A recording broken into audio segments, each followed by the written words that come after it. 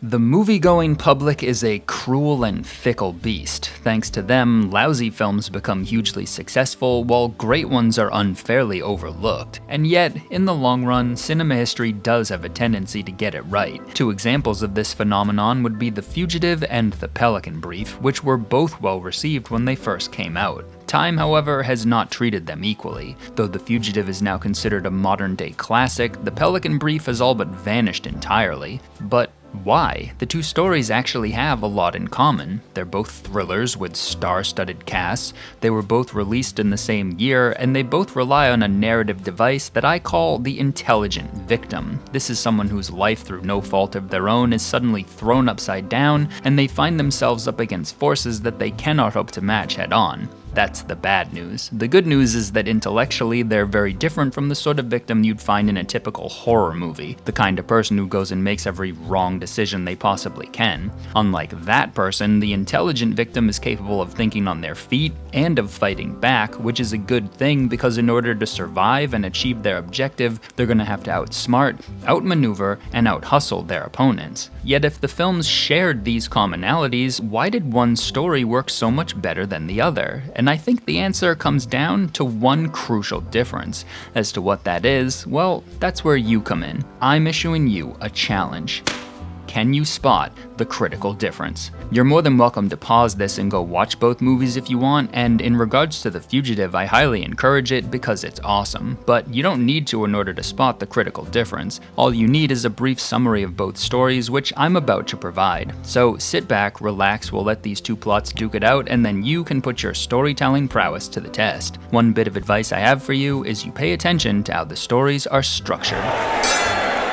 You probably already know the basic premise of The Fugitive, but here's a quick refresher. It tells the story of Dr. Richard Kimball, a successful surgeon who's happily married to another successful surgeon and by all accounts lives a charmed life. That life, however, is ripped apart when his wife is brutally murdered by a one-armed man. After surprising this man when he comes home, Richard discovers the horrifying truth, and if that wasn't bad enough, he's then immediately suspected of being the killer since all the evidence points back to him. The nightmare culminates for Richard when he's convicted of murder in the first. His terrible luck changes, however, as he's being transported to his new forever home. Unbeknownst to him, his fellow inmates have planned a daring getaway. This getaway quickly goes pear-shaped, leading to a bus crash that leads to a train crash that leads to Richard going from prisoner to fugitive. After Richard barely avoids getting immediately recaptured, he then returns to Chicago. Now at constant risk of getting caught, he begins putting the pieces together of what led to that fateful night that cost him everything. Despite overwhelming odds stacked against him, he remains relentless, resourceful, fiercely intelligent, and at times absurdly lucky.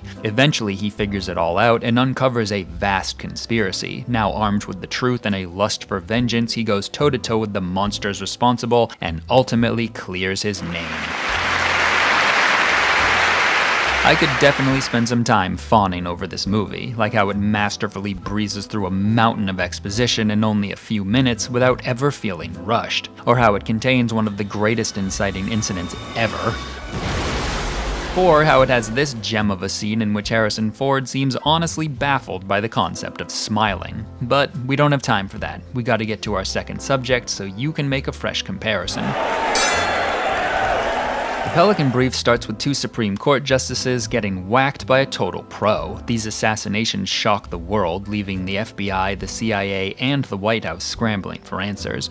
Nobody knows what's going on, but everyone, including the mainstream media, quickly assumes the killings were ideological, carried out by foreign terrorists trying to sow chaos, or by homegrown lunatics pissed off about whatever counted as a hot-button issue back in '93. But not everyone buys that explanation, namely Darby Shaw, a bright and outspoken law school student at Tulane. Instead of adhering to the prevailing theory, Darby points out that the killings may not have been ideological at all. It might just be someone trying to influence the court. Her professor/boyfriend Thomas is like, "How do you figure that, Darby? One judge was liberal and the other was conservative. Whatever benefit you got from killing one would be canceled out by killing the other." And she's like, "You don't know that, Thomas. What if they consistently voted together on something that everyone's missing?" Obsessed with this idea, Darby spends a week doing research, comes up with a theory, writes a legal brief, gives it to Thomas, he gives it to his friend Verheek, who's a lawyer with the FBI, and then a few nights later, these two are out in the town and their car explodes. Prior to this, Darby actually doubted that her theory was correct, but after Thomas is murdered by a bomb meant for her, it's clear that she's uncovered a vast conspiracy and people are trying to kill her. So she calls Verheek and tells him what happened, and he immediately offers her FBI protection. But Darby turns him down because giving him the brief is what got Thomas killed. Instead, she decides to stay in New Orleans and hide on her own, and is promptly almost murdered twice. So she calls Verheek back and takes him up on his offer, and they agree to meet. But then Verheek is killed by the assassin who killed the judges in the beginning, who then pretends to be Verheek and meets with Darby with the intention of killing her,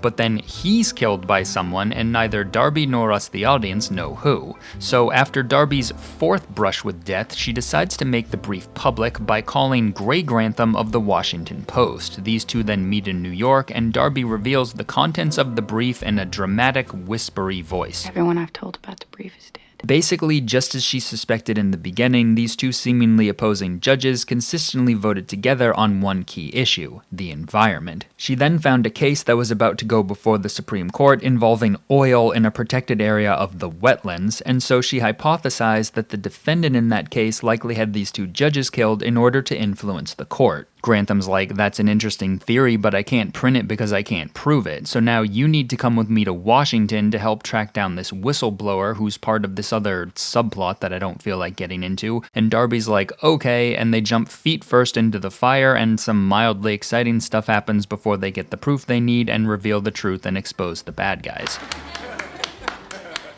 So those are your two summaries. Stories are of course subjective, and maybe you think the Pelican Brief is better. If so, I'd honestly love to hear your reasoning because most people feel the complete opposite, myself included. The question again is why? Or more specifically, what exactly does The Fugitive do or not do that the Pelican Brief does or doesn't? You could certainly argue there's more than one factor at play, and I'd agree with you, but trust me, there's one main reason and I made sure it was on full display. So now it's up to you. Go ahead and pause the video, gather your thoughts, and see if you can point out the crucial difference. Okay, moment of truth. What do you got? Did you notice that the vast conspiracy in The Fugitive is one that involves Richard directly, meaning while he tries to solve it, we the audience get to try and solve it along with him, while the vast conspiracy in the Pelican Brief is one we the audience couldn't possibly have figured out for ourselves? If you did, well done. That's an excellent observation. Puzzles are no fun if you don't get a chance to solve them yourself. However, as legit as that complaint is, I don't actually think it's the critical difference, because solving conspiracies isn't the only way that a story can develop conflict. The cat and mouse relationship that develops between Richard and Gerard, for instance, goes beyond the puzzle that Richard is trying to solve. I'm not trying to solve a puzzle. Well, I am trying to solve a puzzle. So while Darby's reveal isn't something that we the audience could have anticipated, the story still could have worked if it gave us something else to get invested in. So good guess, but what else you got? What do you got? Did you find it a little odd that it was easier for the bad guys to assassinate two Supreme Court justices than it was to kill a college student?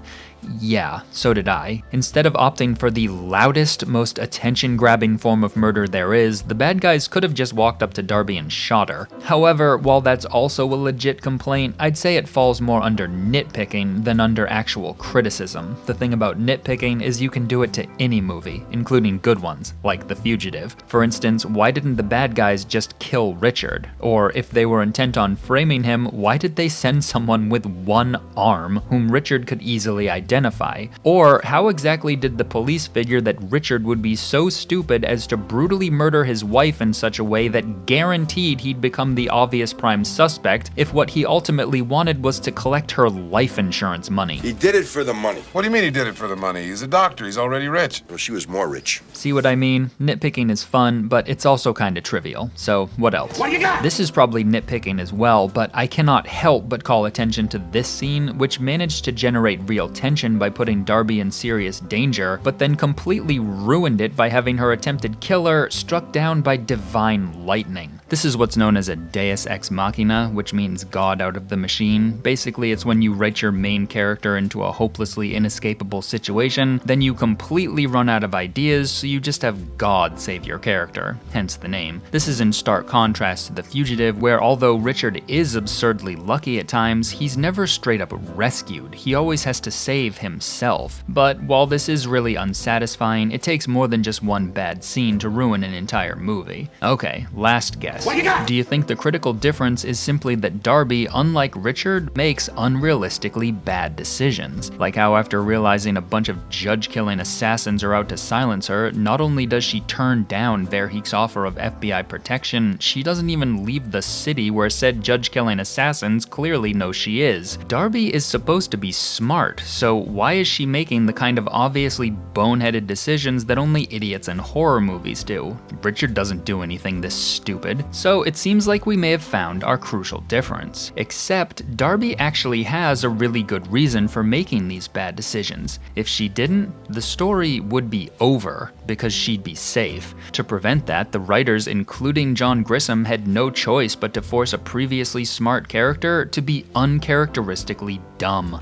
That's bad writing, and it's a result of the real critical difference between these two films, which, like I said, has to do with how they're structured. In The Fugitive, after Richard escapes, he spends the bulk of the movie trying to figure out who killed his wife and why. He doesn't put it all together until the start of the final act. But in The Pelican Brief, Darby figures out who killed the judges before the inciting incident even takes place. Because of that, the story has nowhere to go. We aren't yelling at Richard to leave Chicago whenever he has a close call because we understand why he's here. It's the only way he can figure out what happened. But since Darby already figured out what happened, it makes no sense for her to stay. As soon as she started getting chased around by hitmen, all I could think was, Darby, just leave. You don't have to wait till the end of the movie to go wherever this is. You could actually catch the bad guys from there. Imagine you're Darby for a second. You want to make the brief public, but the internet hasn't been invented yet. So what are you gonna do? Are you gonna call one reporter, tell him who killed the judges, and then repeatedly risk your life to help him verify what you already know? Or are you gonna make like 100 copies of the brief and just mail it to every newspaper you can think of and be done with it?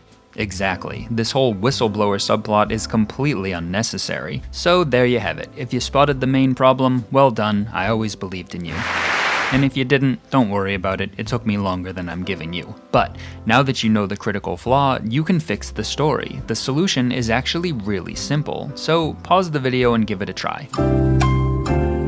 As we've established, the issue is that Darby figures out everything in the beginning. Not only does this ruin the rest of the story, it's just too easy for her. We need to make it more of a challenge. So how about this? What if after the assassinations, that was the big topic on campus? Everyone was going on about how the judges were killed allegedly by terrorists. Darby could then argue it might be someone trying to influence the court, just like she does in the movie, but she could do it in a much more public way. Like she could go on a college radio program, or write an article in the school's newspaper, something that the bad guys could somehow get wind of. If they tried to kill her after that, then Darby would know she's uncovered a vast conspiracy, but she wouldn't know what the conspiracy is. Now, instead of knowing everything before the story even gets going, similar to Richard, Darby can spend the rest of the movie trying to figure everything out while the bad guys try to stop her. I'm not saying that change alone would lead to something as good as The Fugitive, but I see no reason why it couldn't have led to something better than The Pelican Brief. Anyway, that's my take on the main difference between the two stories and how the lesser could have been fixed. Let me know what you think, and let me know if you enjoyed the challenge. Thanks for watching, and I'll see you next time.